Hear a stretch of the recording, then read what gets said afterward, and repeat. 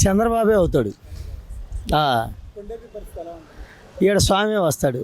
ఇది దామచర్ల గడ్డ, ఇది దామచర్ల ఆంజనేయులు అంటే ఇది దానికి తిరుగులేదు. ఆయన చేసిన మంచి పనులు మామూలు పనులు కాదు.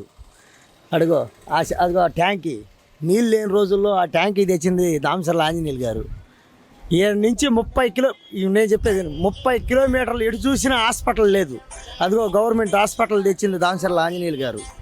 ఏడు నుంచి టంగుటూరు పోవాలి పొగాకు అమ్మాలంటే బోర్డు తెచ్చింది ఆంజనేయులు గారు, దామచర్ల ఆంజనేయులు గారు. ఏడు నుంచి డిపో లేక చెట్ల కింద కూర్చున్నారు. డిపో తీసుకొచ్చింది దామచర్ల ఆంజనేయులు గారు. ఈ సిమెంట్ రోడ్డు అప్పుడు వరి నాటారు, వరి నాటితే సిమెంట్ రోడ్డు తీసుకొచ్చింది దామచర్ల ఆంజనేయులు గారు. ఇవాళ స్వామి 40 కోట్లు పెట్టి అదిగో ఏడ ట్యాంకీ తీసుకొస్తే ఆ నీళ్ళే ఇప్పుడు మొత్తం పోతుంది. యాడికి ఇటు కందుకూరు కాడికి పోతున్నాయి. మహానుభావుడు 40 కోట్లు పెట్టి తీసుకొచ్చాడు. అది అట్ట మంచి పనులు చేసిన వాళ్ళని ఎప్పుడు బాగొట్టరు. గురుకుల పాఠశాల లేకపోతే కొండేపి గురుకుల పాఠశాల తీసుకొచ్చాడు దామచర్ల ఆంజనేయులు గారు. అందుకని ఖచ్చితంగా ఈడ స్వామి యాట్రిక్ ఇప్పుడు 2 సార్లు, ఈసారి 3వసారి మంత్రి పదవి ఇస్తానన్నాడు.